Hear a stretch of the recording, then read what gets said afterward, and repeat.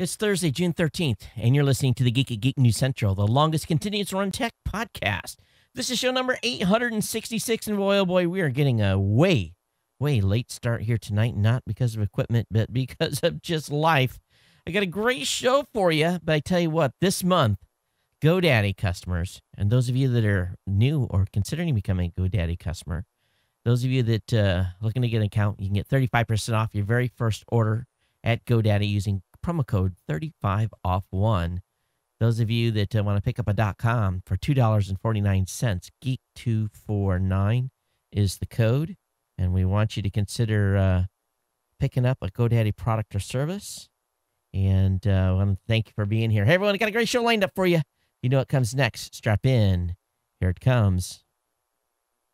Oops.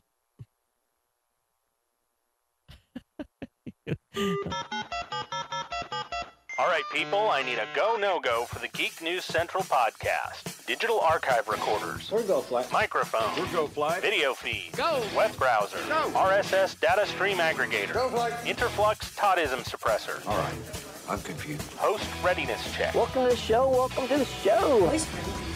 The Geek News Central podcast is a proud member of the Tech Podcast Network. If it's tech, it's here. All right, ladies and gentlemen, we are ready to go. Cue Todd in 5, Button, who's got the button? 4, There is no cause for alarm. 3, Everybody hold on to something. 2, Just press the button. 1. Aloha and welcome to Geek News Central, coming to you as live as it can be from the beautiful state of Hawaii via the Geek News Central studio overlooking Greater Honolulu. Hey, everyone. Hey, I tell you, on the last show, you know, things got kind of crazy here because it was like, I was like 30 to 40 minutes into the show, and all of a sudden the video board, the video control board, started just going crazy, doing all kinds of weirdo things, switching back and forth where it wasn't supposed to be. And then, of course, so immediately I go into troubleshooting mode and I run the machine for like 12 hours straight on Tuesday, 12 hours straight on Wednesday, thinking everything's fine today. Got everything up. And just as I'm starting to roll the show tonight, I noticed a little flicker on top of the TriCaster switch. And I'm just like, oh my God, what is going on? I don't want to touch this thing. It's possessed. But hopefully the video stays good. We'll keep our fingers crossed. I'm going to be watching it. If you're new to the show, if it isn't one thing, it's another here. Things can get pretty crazy, and today is no exception. Beautiful weather here in Honolulu. Trades are up. Matter of fact, I had to kind of close one of the studio windows a little bit because it was just pushing a little too hard.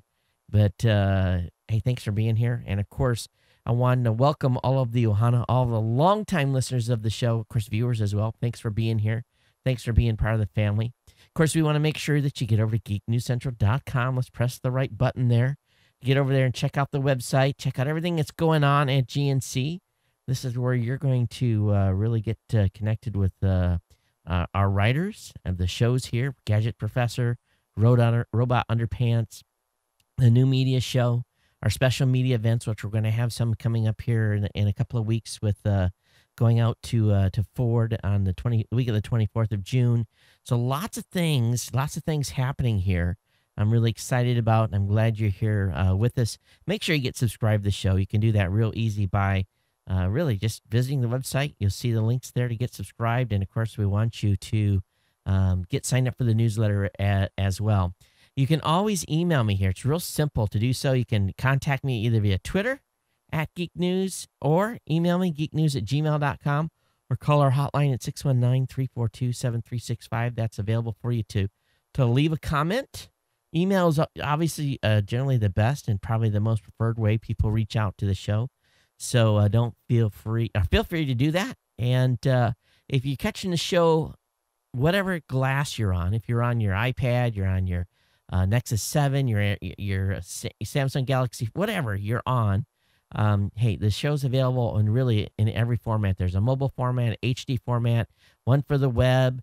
And really, there's all kinds of ways to watch, including Roku, Boxy, Samsung Smart TV, Google TV, just for the Tech Podcast channel over there. I tell you, of course, we're part of the Tech Podcast Network over at techpodcast.com, so definitely check that out. And we're up streaming on live stream tonight again. So cross our fingers here. Everything's going well. But got a lot of content tonight, and just want to share with you a couple of things. Been pretty, I'm kind of caught up, but it's just been like a kid thing, a mom thing, or a wife thing, a dad thing, and it's just been all nonstop. And then my son had soccer practice this evening, and traffic was horrendous coming out of Honolulu, coming out to where we live. And so we just got stuck in traffic and just made it that much later. Plus, we've been negotiating with a bunch of vendors, and tomorrow construction starts here. We're going to be replacing our solar hot water system. And, when we bought this house, it came with the home. It's been installed 12, maybe 13 total years. And the system is what they call burned out. It needs to be changed. The hot water heater is about ready to drop its bottom out. Matter of fact, there's been some times where I've had to kind of force the circuit breaker to hold to keep when I've actually not had enough heat from the solar to warm the thing up. So anyway, it's on its way out of here. And what we're going to do is we're going from an 80-gallon system to we're going to put in two 80-gallon hot water heaters. We're going to have the solar panels up on top that will basically heat that. And I hope from tomorrow night or for Saturday forward, I will never, ever have to turn the switch on to supplement with electricity to my hot water heater. So I'm looking forward to seeing if that's going to work out. And we wrote a check for $6,400 to have that whole brand new system put in yesterday, or actually the day before yesterday. Actually, my wife wrote the check. And we get a good portion of that back in solar rebates. And for here in Hawaii, they've got good incentives. I think all total, next year when I get my tax return, I think I get close to $4,000 in credit. So really can't complain. $2,500 to replace the entire system will be my ultimate out-of-pocket cost. And then, of course, I go from 80 gallons to 160 gallons and hopefully bring the electricity bill down. The goal is, because we've had to supplement with electricity, is hope to bring the power bill down. I'm hoping between $50 and $80, because when you have to surge it like that, you wake up in the morning, you're going to get your shower, and it's cold, and you have to turn the switch on to bring the heat up quickly. That just makes that old meter just spin like crazy. So we're going to cross our fingers here that is going to help bring the electricity bill down here in a big way. So we'll find out here in another month. I've got my fingers crossed that one of our big energy users, even though we've had this solar system, is going to kind of straighten out. I've been working with my daughter, who's to be a senior this year, career decisions. She's expressed interest in the military, expressed interest in college. So we've got a couple of recruiters coming in next week. He's going to talk to her. I got the officer candidate recruiter coming in to talk to her. So it's just all kind of crazy here. So next week will be a full week with just basically getting information so she can make a educated decision which way she's going to go when she graduates. But yeah, believe it or not, I'm slightly caught up, which is good, and look forward to bringing on the new media show Saturday morning. Rob told me who we had as a guest. I didn't write it down, and I haven't got an email from him. But we'll have a great... who was it he said? It was a good one. I apologize. I'll try to have something in the show notes or put a blog post out or something to tweet. So if you want to watch us Saturday morning at 9 a.m. Pacific, 12 noon Eastern, we'll have the new media show on live. Hey, I want to thank GoDaddy for being a sponsor here. Really, I'm going to tell you, this is a very important month, folks, for you guys to make a decision to pick up some GoDaddy products. That'll really help the show out here, help me out in a big way, and keeping the lights on as always. And we've got that 35% off your very first order at GoDaddy by using promo code 35off1, or again, you can get those .coms at $2.49. Now, don't forget, you can find all of my codes over at geeknewscentral.com/GoDaddy. It's real simple. You just go to the website, you scroll down, you find the GoDaddy promo code link, you click on that. That brings you into the actual website, and you'll find all my codes there, everything that you can save money on. One of the folks said they had a little challenge with one of the codes. I'm finding out what's going on with that. But otherwise, go Great way to save money on using all my codes. So definitely feel free to check them out. There's a code there for every occasion. But, really that 35% off, that 35 off one. And that's, again, designed for folks that are going to be a brand new customer over at GoDaddy. This is a 35% off your total order. And promo code 35 off one. Share that with your friends, people that you know. And we appreciate you doing that. Dale, welcome to the chat room. Hi, how you doing tonight? And but anyway, thanks for GoDaddy for being a sponsor here at Geek News Central. All right, I've got a stack of stuff for you, and I've got a bunch of I had some pointed emails. The emails are going to take some time to get through at the end of the show, and I want you guys to hang out. I want you to do, basically come out and hang out to the end because we've got some good feedback. As expected, a few people were a little bit irritated with me on the stance I've kind of took on the whole the classified leak and with the NSA revelations and everything that's going on. And, this thing is still making headlines in the press. And I'm going to focus on a couple different things tonight. But I definitely want to talk about that a little bit more here. But I'm going to start off a little bit lighter. Was not able to get down to Ala Moana Center here in Honolulu today. They got a big shopping center there, and Microsoft opened a store almost directly across from the Apple Store. And I'll try to get down there this weekend, get some pictures, and put up on the website. But Microsoft is basically seizing floor space in Best Buy as well for what they're calling Windows Mega Mini Stores. They'll be right inside of Best Buy. So this will be kind of interesting here. You already find a lot of Microsoft stuff in those stores, but they're going to have a complete separate section. And it looks to me like, Microsoft has made a big commitment here money-wise. So did you guys have a GoDaddy, a Microsoft store open in your city? If you did, love to hear your comments and what the experience was like.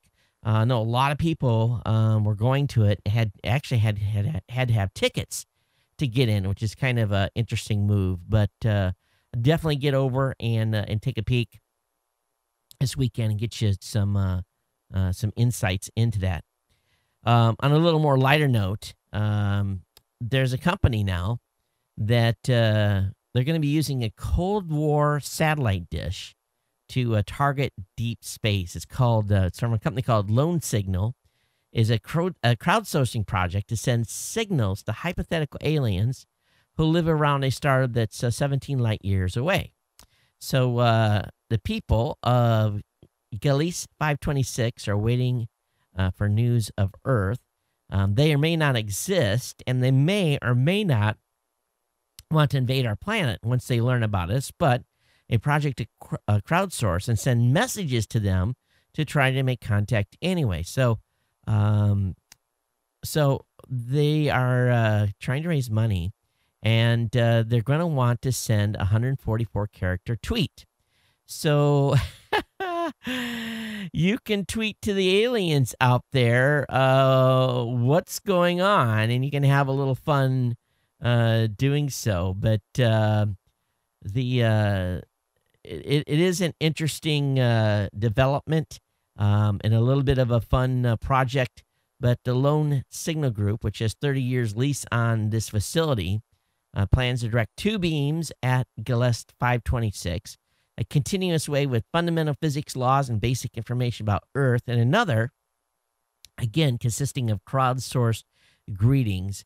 And if you want to send, it's only a $1 for 4 text, and it's going to help fund the project. It's kind of a fun thing here, but boy, oh boy, we'll see where this goes. But they're going to be sending a message 17 light years away. So about 34 years from now, be prepared. Just kidding. But anyway, long story short, interesting project. I have the link up in the show notes. When I saw initially Google Glass, I was always wondering what's inside. What is electronics makeup? And I think from my perspective, I was kind of had an inclination what it may be, and sure enough, they've got a Google Glass teardown. And while it's a cringeworthy is the best word I described it to initially see Google Glass really tore to bits, really not that complicated. I'm sure it's probably a lot more complicated when you get down into the engineering specs, but it's definitely got a battery. It's got a 570 milliamp lithium polymer battery.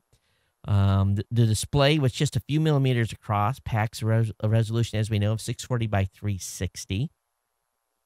But they've got a video of the teardown and everything. So when you just look at the whole breakdown of this, it's pretty good. Now I'm going to show you guys the display. They have the display actually on a quarter, so that gives you an indication what the display looks like. So tiny little display, the battery, and then the whole guts of everything. And they dug into the processor and everything. So $1,500 or whatever it cost down the drain, tearing this thing apart. I hope they got a lot of web traffic for doing this, but definitely the Extreme Tech folks got a good write-up there, and you can take a look at what the insides of Google Glass look like. Okay, so let's switch back here into just a little more serious topic and talk about some of the things in the news that have followed on in discussions. And, a lot of people, and I think maybe I even said it in the last show, is if you got nothing to hide, you really don't have anything to worry about it. But an article on Tech Dirt is entitled, "If You've Got Nothing to Hide, quote unquote, you actually got plenty to hide." And they go into some hypotheticals. They say, for instance, did you know it's a federal crime to be in possession of a lobster under a certain size? It doesn't matter if you bought it at a grocery store, if someone else gave it to you, if it's dead or alive, if you find it after it died of natural causes, or even if you killed it while acting in self-defense, you can go to jail because of a lobster. They go on to say if the federal government had access to every email you've ever written and every phone call you've ever made, it's almost certain that they could find something you've done which violates a provision in the 27,000 pages of federal statutes or 10,000 administrative regulations. You probably do have something to hide. You just don't know it yet. So while this is a interesting discussion point, it, I think goes to some truths that not everyone can be clean all the time.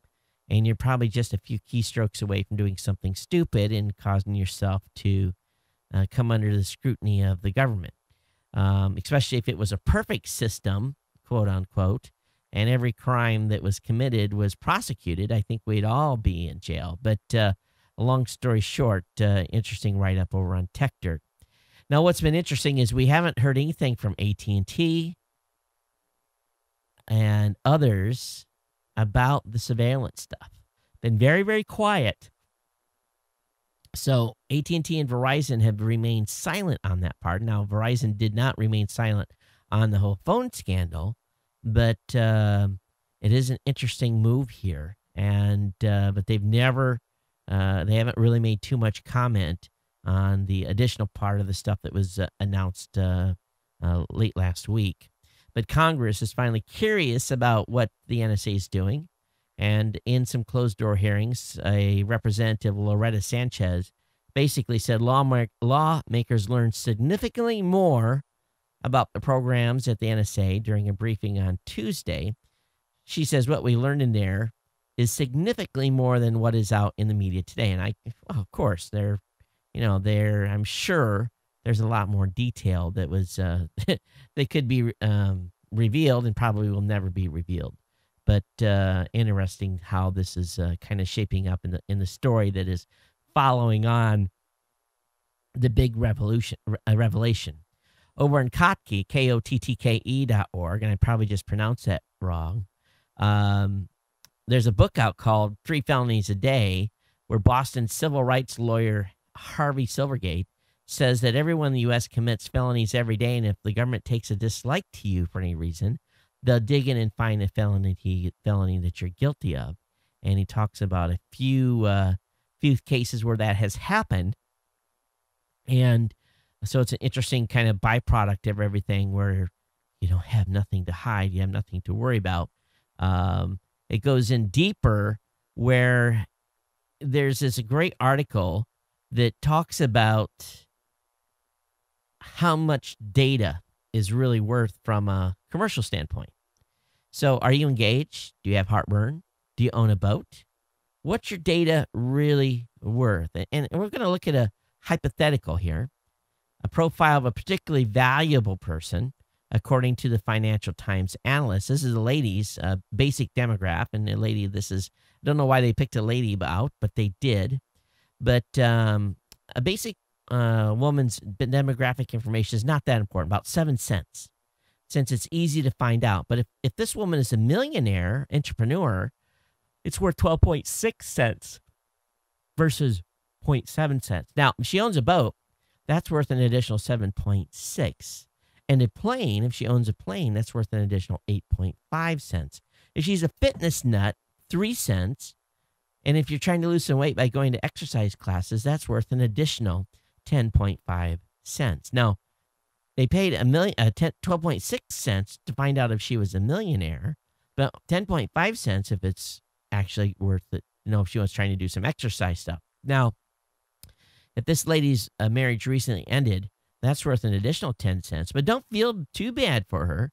She got engaged within the past month, and that was worth an additional 12 cents.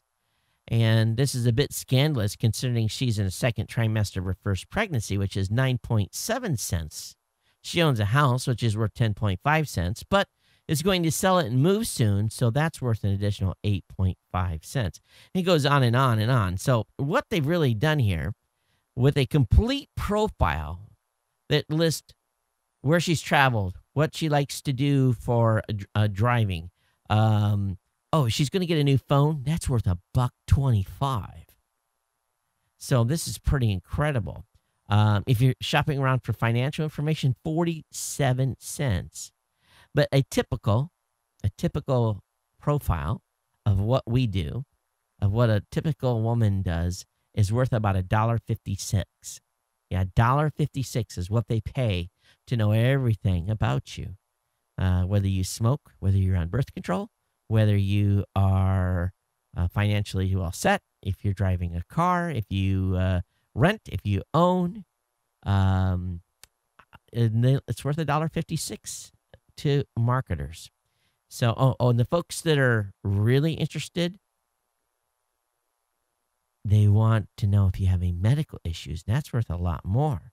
There's big bounties to pay if they find out you have a medical issue. So not only does Uncle Sam collect data on us, so does commercial side. What's worse? Is it equally as bad? Is at this point, is it just too late? Do they know too much information about us? Probably. And they probably know more about, like I said, I guarantee you Google knows more about you than probably your wife does. Or your, girlfriend or whatever. So, you guys agree with me on that? What do you think?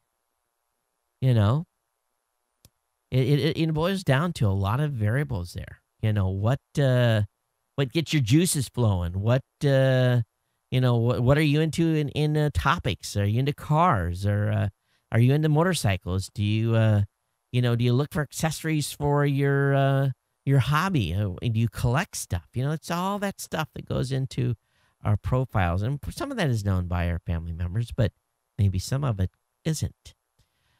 So anyway, very, very cool. Now, while the government is collecting on us, and while the commercial people are basically spending money to know who we are, there's some products out there that we need to pay attention to. Scientists are worried about the do-it-yourself brain stimulation. Have you seen some of these things that go on top of your head that measure what's going on with your brain? Well, there's some folks that are actually stimulating the brain with small electrical impulses. And scientists are really worried here. There's basically some speculation that studies are suggested that small doses of electricity can increase your memory, help you learn new tasks, make you better at math, turn you into a judo expert, but it also could help you to make ugly people seem more beautiful, or it can make you forget what your name was. Depending on where you're zapping, you could end up being, kind of dumb. So the scientists are worried about these people that are using these headsets and are applying electrical pulses to their brains and the damage that could be done. And if you think about it, it's probably true. Our brain is one big electric circuit, even though you don't really think of it that way. You got that mass up there, right? But there's lots of impulses going on back and forth. Electricity is, in order for me to move my hands back and forth like I'm doing right now, for those of you that are listening, I'm just basically sitting here moving my hands.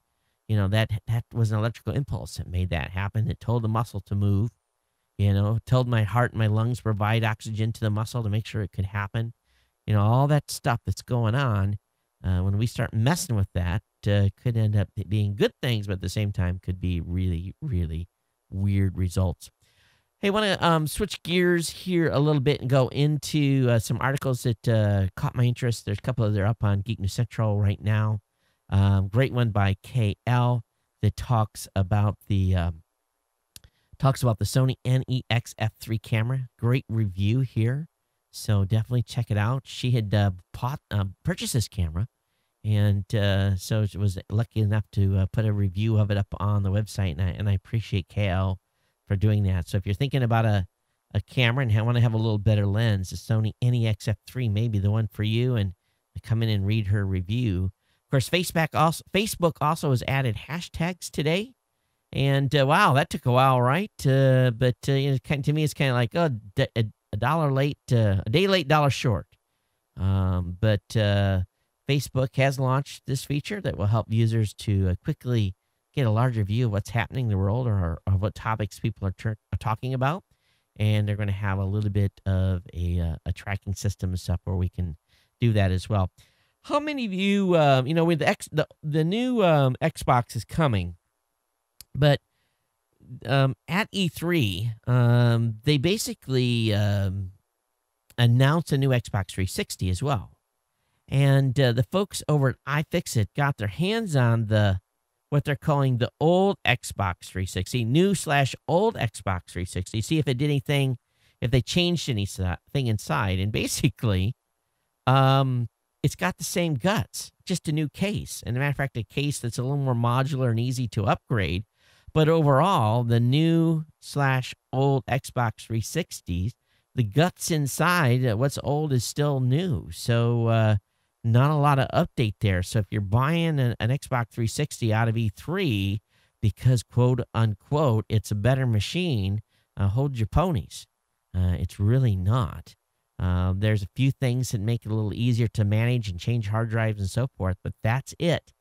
So be well aware, okay, that it's not necessarily something that is going to give you more performance or something when you're using them. Anytime, and I'm really switching gears here, and we looked inside the box of an Xbox 360 in that last article, but how many of you, you see cell towers all over the place? How many of you, if you're a geek like me, you really want to see the electronics package that's being used to make those cell sites work? And the folks over Extreme Tech, they got an inside look at a cell site, an LTE cell site operated by Sprint in San Francisco. And, basically it's, 19-inch racks on the roof, all mounted, environmentally sealed, and, just a lot of switches and wires and different things. And then, they basically look at the layout and the antennas and amplifiers. And really, it's, worth a lot of money, but at the same time, probably for most people, just a little bit boring. I think I'd have liked to have gotten a little deeper into see all the interconnects and how how they bring the internet in and everything else that happens at those sites. Because they just showed just a little bit and they didn't show too much. But anyway, kind of a little bit of an insight for a look into an LTE site. Again, operated by Sprint in San Francisco. So the link will be up in the show notes. Of course, GNC Show Notes, GNCShowNotes.com. Of course, today's show is number 866, so you can find it at GNCShowNotes.com/866. I want to switch back here. Sly Fox in the chat room says, the funny thing is Microsoft did not say a word about the hardware at the press conference this year, whereas Sony did. He goes, So, yeah, probably because there was nothing to say. They just put a new case. They put new lipstick on the pig is what they did. All right. There's been an announcement of an organic photo sensor that really is going to shatter CMOS imaging limits. And some of the stuff I read, I kind of understand because I worked in the RF world, and there's a very slight difference between RF and visible light and all that stuff. But what they've done is a newly developed organic CMOS sensor from Fuji and Panasonic goes basically in the other direction. It increases the sensor's saturation level while at the same time reducing noise. The result is a groundbreaking 88 decibels of signal to noise. That's incredible. That's an incredible delta. This is about 12 dB above the typical value for a conventional silicon sensor. Now, let me explain something when it comes to decibels in the RF range. So, every 3 dB is half power. So, I guess the best way to describe it is for every 3 dB of loss, you have less sensitivity. And there's a whole bunch of factors that go into it and where amplifiers and all this other stuff is. But to have a 12 dB increase into the signal to noise ratio, that's incredible difference. So what this really boils down to is a higher signal to noise means improving dynamic range. A 12 dB increases is expected to mean that the new sensor design is capable of gathering four times the light of a traditional design, or about 2 f-stops. That means that a single frame captured using this new sensor could contain essentially all the same information as a bracket of 3 images shot at -1, 0, and a +1 f-stop. Best of all, of course, the data would be captured in a single instant, making HDR quality images of action scenes a real reality here. And so noise is the thing that just always kills you. In the RF world, there's a noise floor that typically anything below cannot be necessarily detected or picked up. And if the signal's down in that noise floor and that white noise, very, very hard to break that out. You can drive the noise floor down by squeezing the bandwidth or the especially depending on with your spectrum analyzer or something like that. You narrow the range, and it essentially allows you to get a little tighter look without going into really the full theory of it. But when you are reducing 12 dB of noise, it's just, man, it's huge. So this is being presented this week at VLSI in Kyoto. So we'll see what this means and where this is going to go and how soon it's going to be before we'll see this in cameras and video cameras and so forth. But this is big in the photog world and also in the video camera world as well. Switching into a little more science here, a new 19-mile long International Linear Collider will investigate the Higgs boson, dark energy in multiple dimensions. This 31-kilometer, 19.2 mile is finally ready for construction, according to CERN, and the Linear Collider collaboration will initially augment the LHC's attempt to identify and characterize as the Higgs boson. I don't know, when is this going to be ready? When are they going to start? Looks like, wow. So construction is going to begin in 2015, but it's not expected to finish before 2026. The total cost of the build is estimated to be between 10 and $25 billion. So an expensive piece of hardware, obviously. A lot of speculation is if Apple's preparing to release an iPhone phablet. Samsung continues to go bigger, and I see folks walking with the big phones. But would you go with a bigger iPhone if they made it bigger? I want the screen real estate. I really do. And I want something that's going to be a phone. I don't want that Note. I don't want something like that, but I want something bigger. I want to go to like that LG screen almost that I had on that phone that Android phone. To be honest with you, if iPhone doesn't go to a bigger screen, my next phone will be a Droid. I'll make the switch. Love the bigger screen because so many times now I don't pull the iPhone out. I pull the iPad out and use that. But that means I have to carry two things. Who wants to carry two things? I want to carry one thing and do it on one screen. So we'll see where this goes. But we've been teased before that this could happen, and it hasn't. All right, those in the European Union, a new EU law mandates e-call in all new cars. Starting October 2015, all new cars in the European Union would have to be fitted with an e-call device. And e-call technology installed in car automobiles dials 112. This is Europe's single emergency number. When it detects a serious accident, it then sends information about the accident to rescue services, including the time of incident, the position of the crashed vehicle, and the direction of travel. So they want to get this in all vehicles by 2015. I had to take a shot of the H2O here. All right, iOS 7 is said to let users zoom while recording video. This would be big. This would be a nice change. Some speculation. And I tell you, I know many of you are big iPhone fans. Did I say iTunes? Big iPhone fans. And, I guess maybe I'm a little jaded, but I'm really having a hard time getting excited about iOS 7. I understand we're going to the flat design. There's a bunch of new features, a lot of new little nuances. It is a dramatic redesign, but with everything been revamped, including the icons, buttons, color schemes. And of course, the screen is being said to take on a 3D appearance, and we'll have a swipe feature at the bottom of the device for quick access to brightness, volume, and airplane mode, Bluetooth, etc.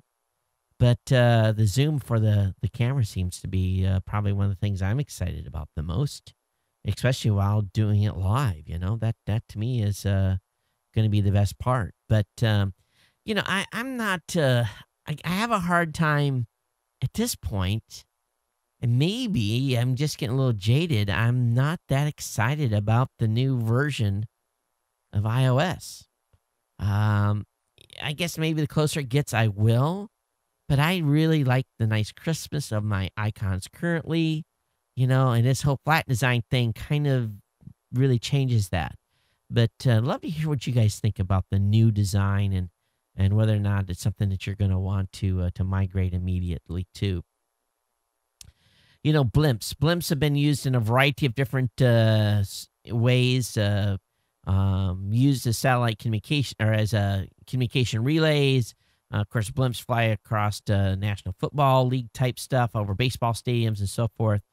But inside a decommissioned military hangar in Tustin, California, about 30 miles south of Los Angeles, sits what at first glance looks like the world's biggest Mylar balloon. The closer inspection reveals a skeleton in carbon tubes, clothed in a silver skin dubbed the Aerocraft. It's a Russian's shot at proving to the world that helium-filled airships long ago eclipsed by planes have a bright future in commercial cargo. And, he's basically been able to figure out a way to regulate up and down. And that's a big problem with blimps, is there's always required a whole bunch of extra handlers. And when you take the load off, you had to have, but he's got a way to change the pressurization inside his blimp. And but they want to be able to turn blimps into cargo vessels capable of transporting loads as big as 250 tons. That's a huge load, and up to 100 miles per hour. So time will tell whether or not they do this, but they're making a shot at it. So far, the U.S. Department of Defense has committed $60 million toward development of the Arrows craft. That money runs out in August, leaving the company to seek private investment. So we'll see where this goes if they are able to make this happen. But, with the it'd be a kind of a nice economic way to move stuff too. Wouldn't be burning as much fossil fuels and so forth. All right, and when I was still active duty in the Navy, of course, I've been retired now 5+ years. When we would send a naval message, everything, and it always cracked me up, everything would be in caps. Yes, the message, everything would be listed in capital letters. So the U.S. Navy has just ended its dependence on capitalized communications, and it's dropping the requirement that its official communications be issued in capital letters. So a message went out to all commands, 30 April, notifying that signals would soon be able to use a mixture of lower and uppercase. Woohoo! And the former policy was a legacy of the fact that teletype machines adopted in the 19th century did not have lowercase letters. I guess they're going to email. Imagine that. So they're going to be sending messages delivered and shared on looks like wikis, blogs, etc. So this is kind of an interesting move that Navy's making a big change here. And it'll allow signals to be delivered by email, which the Navy says will save about $15 million a year. And they say it's going to take until 2015 to ensure all the Navy systems were able to cope with mixed text, and until 2000 something would have to convert messages to uppercase where necessary to allow the legacy equipment to process them. It's kind of weird how you would think that something as simple as changing from a capital letter to lowercase would make that big of a difference, but I guess it does for some of those older systems. Over in ours, a great article talking about, does the Big Bang necessarily mean we're part of a multiverse? We've always wondered, the question that you always hear people ask when we talk about the universe expanding, we say it's expanding into what? And there was just recently a conference that's talking about inflation and the speculation that we need inflation to make the Big Bang work, and that produces other universes. So kind of an interesting But my thing is, okay, if we're part of a ongoing series of big bangs, what happens when something bangs next to us and absorbs or blows us out? That's the question I have. But I don't think we'll see it coming. But scientists are trying to figure this out, and what's beyond. And I don't think they'll ever really figure it out. How could they? It's too infinite of a problem. NASA's offering money to startups that can solve space travel problems. NASA has announced plans to fund startups that help the organization's quest to develop new technology for healthcare and medical needs both in space and on Earth, according to this announcement Tuesday from the National Space Biomedical Research Institute. So they're going to be spending money investing in companies in amounts from $10,000 to $200,000. And the companies also have to find a second source to match the funding, and they're going to try to get these winners announced by August 12th. So applications are due July 22nd. So if you've got a biomedical company that's looking for some money, there you go. But you got to have a partner in crime, I guess is the better word. The folks at Kaspersky Labs is shifting its anti-malware code from its enterprise business down to its consumer security software in an effort to cut down on the effectiveness of zero-day attacks. They say this is the first time they've ever done it. Dennis Nazarov, head of anti-malware research at Kaspersky Lab USA, told the Register, usually we develop things on the consumer side and then shift them up. But in this case, we developed Zeta on the server side for enterprise to block advanced attacks, then brought it back down to PCs. So these guys seem to be doing a lot of moving and shaking, considering that I think Symantec today laid off 1,700 people or something like that. So the space is changing a lot.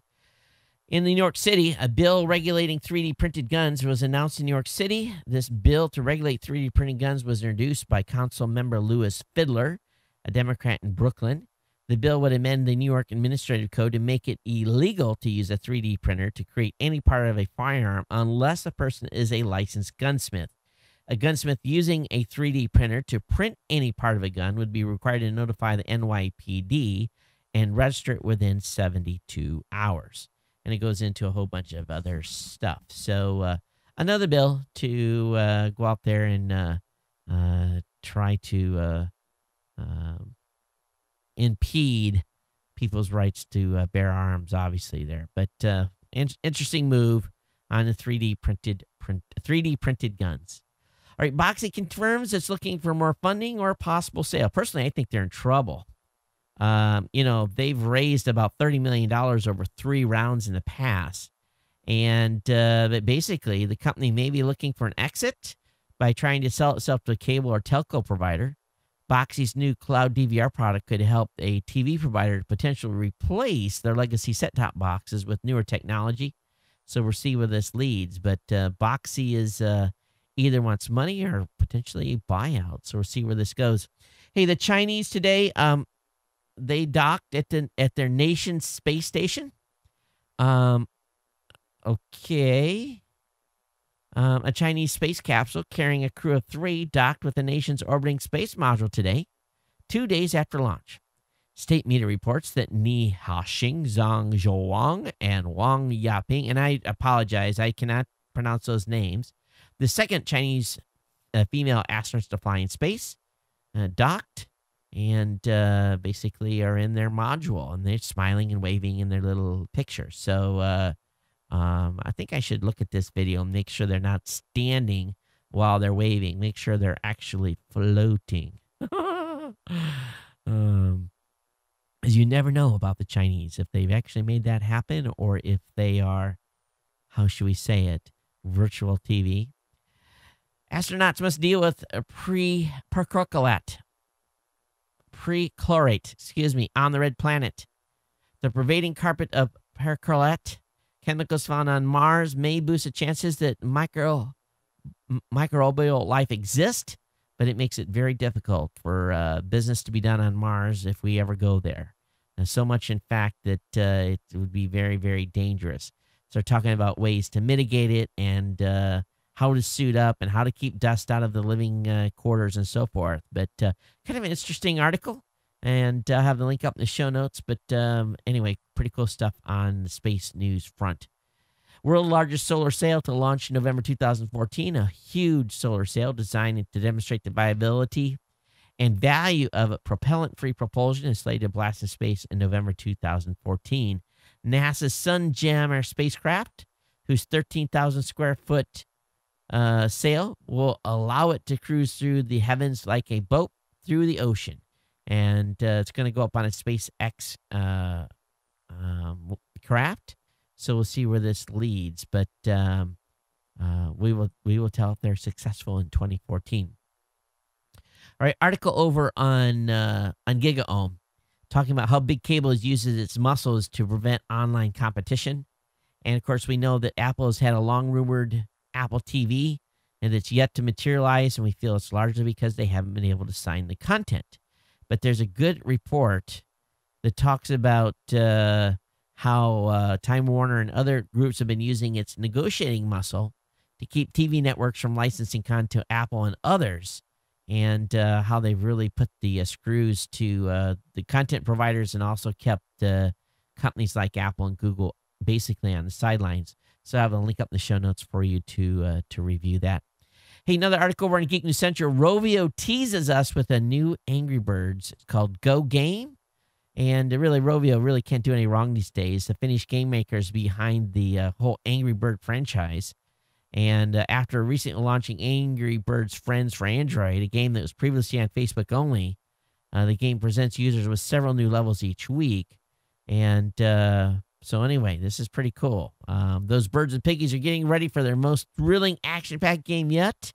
And all your favorite characters are returning for a brand new title that will bring you closer to Piggy Island than ever before. It's Angry Birds, but not as you know it. And boy, it can be addicting. And it's often, I see it often being played on airplanes. In between long hauls, people are bored. They're playing Angry Birds. There's a Google Plus update rolling out with new notifications and other tweaks. I noticed today I got a notification on Google Talk. They were trying to basically, I had a couple of chat sessions going, and it says, hey, you can use this new system. And I basically said, okay, go ahead and enable it. And it basically sets to my Gmail, and I've got all the little extra chat windows off the side. Pretty little slick way they've done that. And you're going to see some of this stuff roll into Google Plus as well. So very cool stuff that they're doing there and making it much, much more integrated. You know, I haven't been to Facebook very much in the last month or so. Really weaned myself on being Facebook. I'm just not over there a lot. You guys find yourself being weaned from Facebook? You know, the thumb drive, even when I was active duty, was banned. So they're saying that this individual that has yet to be charged, but is admitted to being the source of the leaked documents, said he smuggled documents from NSA on a thumb drive. And, of course, these have been banned forever. But investigators know how many documents that he downloaded from the NSA network and what server he took them from. Officials have not indicated how many documents Snowden swiped, but The Guardian reported this week that Snowden left Hawaii with 4 laptops that enabled him to gain access to some of the U.S. government's most highly 4 laptops? Did he steal 4 laptops? So this is crazy, but we know that thumb drives have been banned for a long time. But apparently, as a system administrator, he had a little more privileges than others did, and he could carry a thumb drive. Why don't they put stuff on CDs? You know, I don't understand why they cannot completely ban them. It might eliminate some of this stuff. But anyway, that's information on that. Of course, no further word on what's going to happen to this individual or even where he's at right now. Hey, a lawsuit was filed to prove happy birthday is in the public domain. Public domain, and demands Warner pay back millions of license fees. Happy Birthday remains the most profitable song ever. Every year, it is a song that earns the highest royalty rate sent to Warner/Chappell Music, which makes millions per year from licensing the song. We all know that song should be in the public domain, and they're being sued to try to get that happen. So we'll see where this leads. But you know, Happy Birthday's been around 120 years. How could it still be enforceable, licensed? I just don't get it. If you are a sysadmin on Linux machines, Debian says remove unofficial Debian multimedia.org repository from your source. That domain has changed hands. They don't know who owns it. And you're in risk of having some sources downloaded that in your machine that they really don't have any guarantee are going to be, how should we say it, not infected. So be aware of that. If you have any Debian machines and you're a system admin on those, remove Debian-multimedia.org as a repository from your sources, okay? I got a couple articles I'm just going to link up for you. Some of the smaller subtle changes in iOS 7. Got an article for you about Swedes saying no to Google Apps for government use, which is kind of an interesting move. And I've got, of course, the announcement that Google goes its own Woz with the purchase of Woz. So congratulations to Woz getting picked up. I know we got an email from one of our big fans out of Israel talking about that. So let me go ahead here and load all the emails from for the show. And these are going to take just a little bit to get through because, boy, oh boy, they're a little bit intense. Now, first and foremost, the opinions that are in these emails are of the writer, okay? And I may agree or disagree with some of these points, but I want to go through these here and read these to you, okay? So I'm going to keep the water close because some of them are kind of long. You guys got very passionate about this. First one's probably the shortest one. I got this from Henry. He says, hey, aloha, Todd. Thank you for your recent comments about classified information leaks. Thank you for your service to this country. He said, my dad was retired U.S. Navy. My brother is retired U.S. Air Force, and I'm a former civil employee of the U.S. Army. He goes on to say, none of us would ever release such information. We can't even tell each other some of what we did. Thanks for an outstanding podcast, Henry in Livonia, Michigan. Got an email from Ken. He says, Dear Geek, I think Edward Snowden is a hero. So please look up the oath you took in the military. It says you'll support and defend the Constitution of the United States against all enemies, foreign and domestic. This trumps obeying the president when he tramples on the Constitution. Our government and president are tearing the Constitution to shreds. It's exactly this behavior that the writers of the Constitution were trying to protect us from. All those people that knew about PRISM and said nothing are not living up to the oath that they took. Ken, here's the skinny, though. When you swear the oath that you will obey the president of the United States, because when you didn't, you have to go in and read that entire oath. You took a portion of it there, and gave that to me. But if we look at the entire oath of office or the affirmation that you make when you swear in, you also agree to obey orders. And when you sign agreements that are security agreements, you are bound not only by your office, but you're also bound by that agreement. You have, as an individual, the right to not sign that and not take the burdens that go along with the not revealing classified information. It is not the 99% of the people that are the ones working in the trenches are not the ones that make the decision on the classification level of a program. That's usually decided at a very high level. All that information is purportedly compartmentalized. The majority, 99.99% of the people probably in the government that hold a clearance probably had no knowledge whatsoever of this particular program. It was probably a very limited number of folks that had access to it, I would assume. That's my assumption. And those people, again, by law, were required to sign a security agreement that said, I will basically keep what I learned to my person, and whether I like it or not. Now, here's the situation you have to think about. As a people, we elect our representatives through an open election. We have a democratic society where our president, our representatives, our senators, the people that are our governors, people that run in our local offices and so forth are elected by the people. They are not, I say this again, they are not in there as dictators. They're not kings. They're not anointed.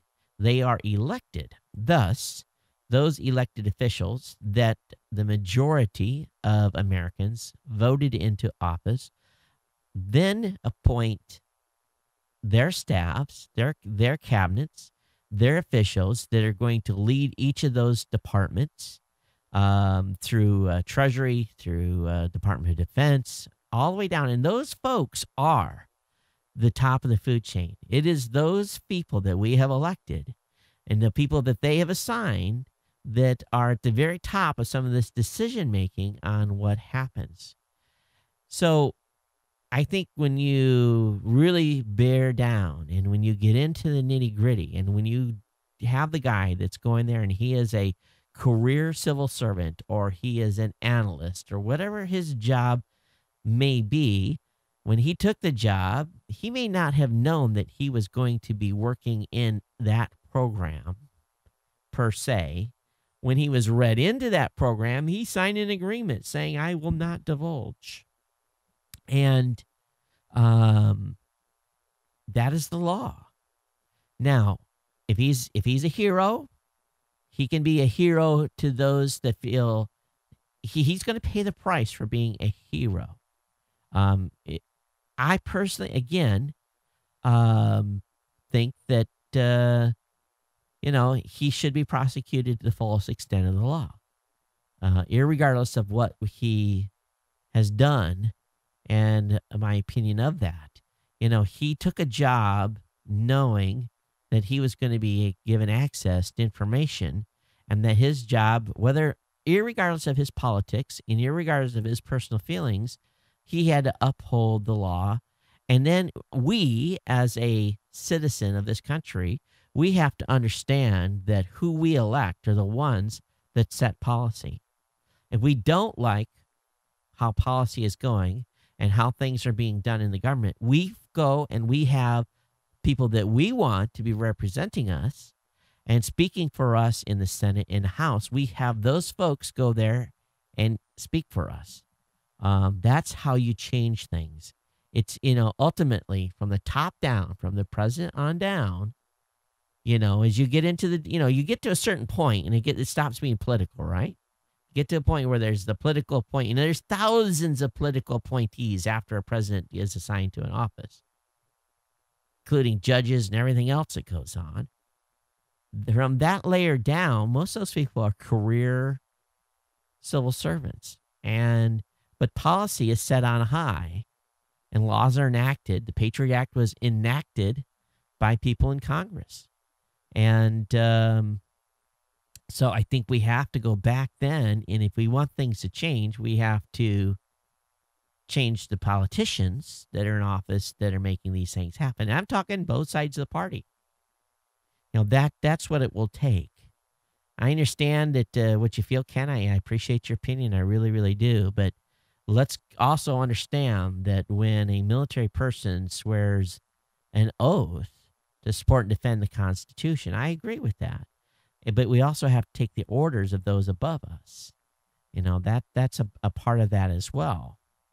You can trump the president. Sure, that is your choice as a citizen. But you will pay a price for doing so within the confines of the law. So, that I guess that it's a hard deal to rationalize. But that's where it's at. But Ken, thanks for being a listener, and I appreciate your comments. Got an email from Jack. He said, Todd, I just finished listening to show 865 where he wanted discussion of the privacy security issues facing our nation. I, like you, have served in the military and am well aware of the security restrictions and consequences. I have always given the president of either party a lot of latitude when it comes to decisions they make that I don't think are right. The president has information I don't to make those decisions.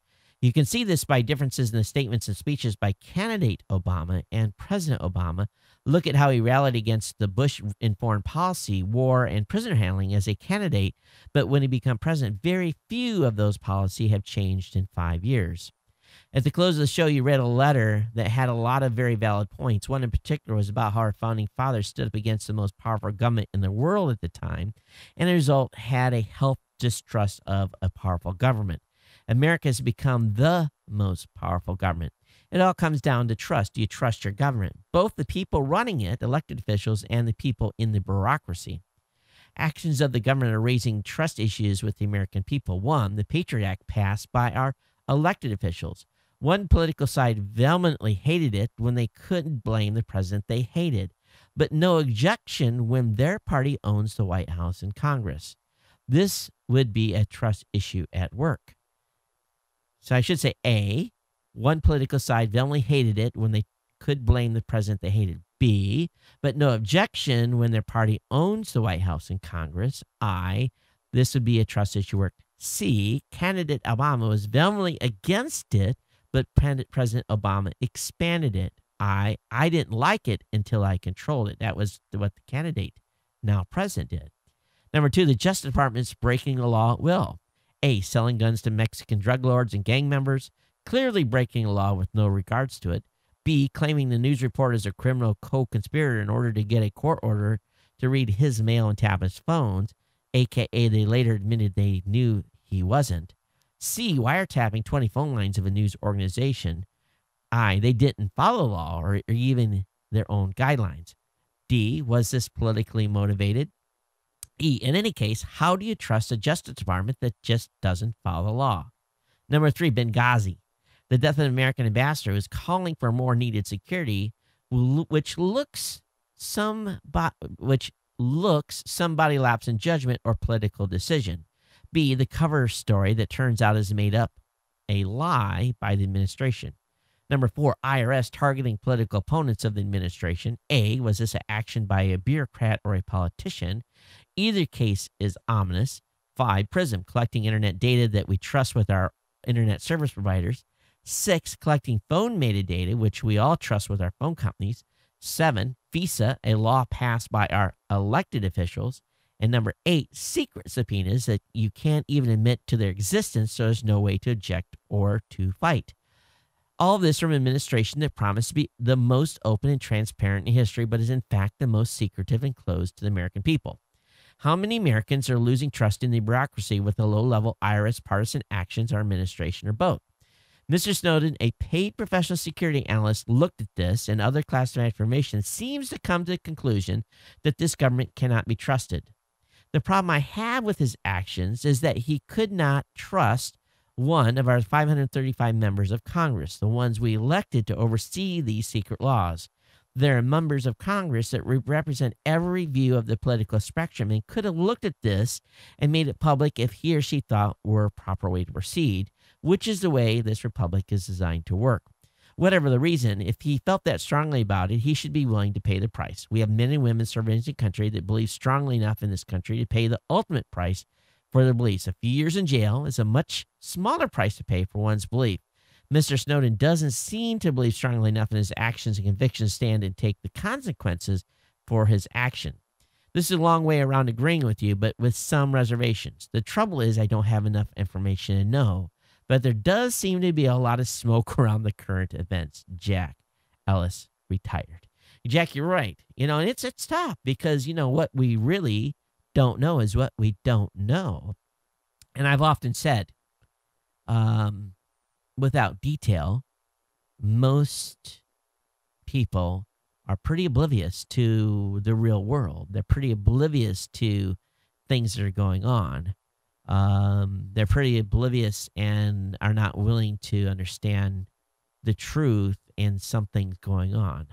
Long story short, there's a lot of information that is out there that the general public probably could not handle, to be honest with you. And everyone has a reason and has an opinion, and that's what we're all about here. So thanks, Jack, for sending that in. I appreciate it. Got an email from Paul. He said, hey, Todd, I just listened to your last podcast, and this particular, the part about the whole Big Brother thing that's going off over in America. Now, Paul is, he says, I felt you might like to see the subject from a non-American viewpoint. Well, I agree with you. The full weight of the law should be applied to the guilty party. We differ in response only if the reason for him to have done so, threat/terrorism related, and not the real whistleblowers, then you can bang them up for a long time. Personally, I have no problem with the fact that my government, I agree it's not a political issue, by the way, is keeping an eye on me because I know that I'm doing absolutely nothing wrong and therefore will pass well under their radar. Now, if I were going around the internet looking for red flag items, then I expect to be caught, which is why I agree with you that bad guys now have become wise and just use far more basic ways to communicate, thereby circumventing PRISM completely. I trust the big companies like Google. They settle with my information. It's not like they're going to blackmail you with it. Any information held about you should remain private. Granted, they're going to be the odd person having a look. Unless it reviews you to be some kind of twisted, sick, dangerous types, then act on it. Regarding search and seizure, stop and search here, I think they are justified because over here they tend to only target suspicious or known people. Overall, whistleblowers are a good thing, in my opinion. Without them, we, the public, would not be able to see the good and the bad in life or right wrongs. I'll get off my soapbox now. Hope you can see where I'm coming from. Paul. P.S. Big companies legally lie about their taxes over here, too. Big names paying no tax via bending the system. And I'd like to see as a bit of honesty from business for change. Is that too much to ask? I don't know if it does or doesn't. Paul, thanks for your non-American view. I do appreciate it. Got an email from Near. He said, hey, Todd, check out Google Maps and Woz outsmarting. So thanks very much for that on the 1.1 billion buy.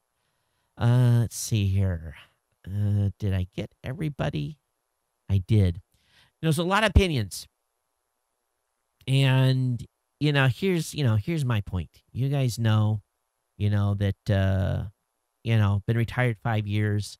I'll take whatever I learned in my time in the Navy to my grave. It is the agreement that I made with the government, and that's the way it's going to be. And if they ever release me of that and declassify anything, which I probably will never know anyway, maybe in 50 years I'll be able to talk about it, but I doubt it. The way this stuff is today, I'd be too scared to, But for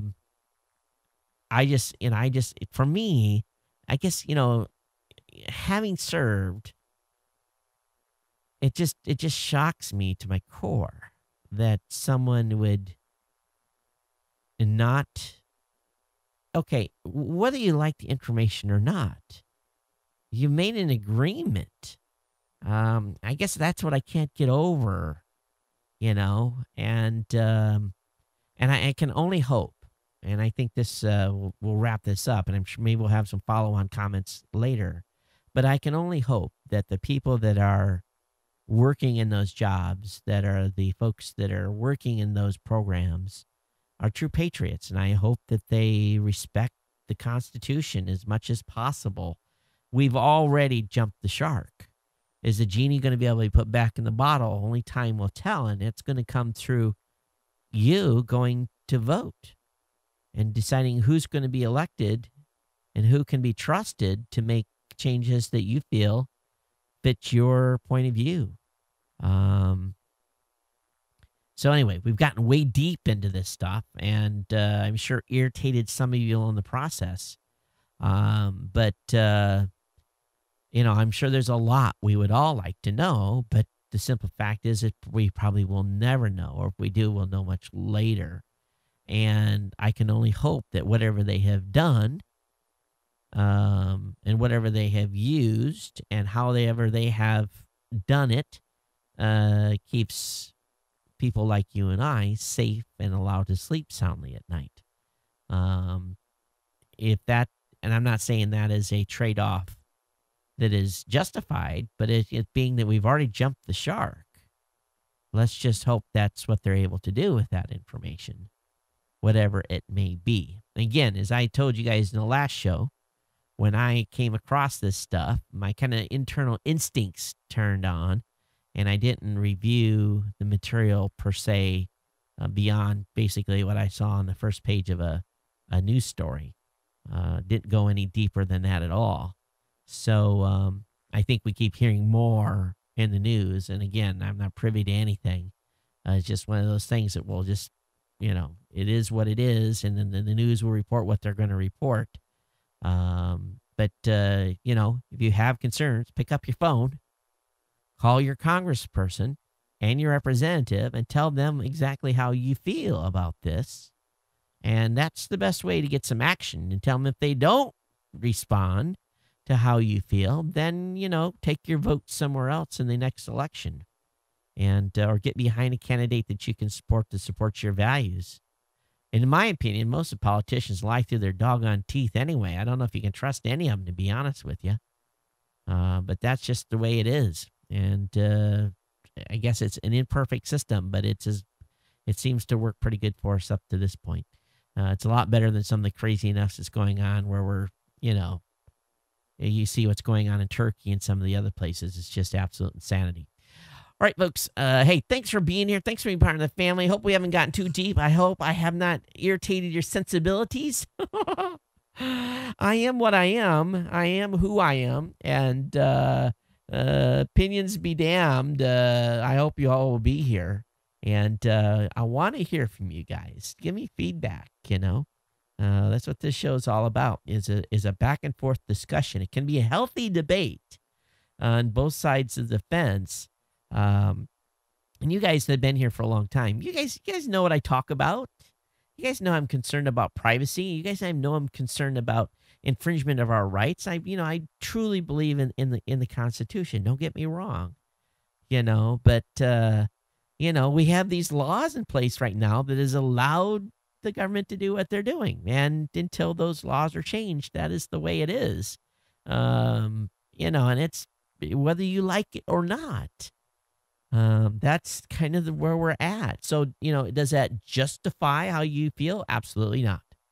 If you feel this is completely wrong and you're willing to, you want to put the genie back in the bottle, get on the phone and whatever your opinion is. But I will say again, for the record, I never, ever condone anyone that has been given a position of trust to violate that trust in any way. I think that is, and irregardless of your politics, irregardless of how you feel, it's something that, and if you can't handle that, take another job somewhere else to do something else. And maybe that's, but that's just the way I feel on this. I really do. All right, guys, ladies, thanks for being here. geeknews@gmail.com. Voicemail hotline 619-342-7365. Tweet me at Geek News. And I hope you're still here next show. We'll see you next time. We'll lighten up a little bit. Take care. Aloha.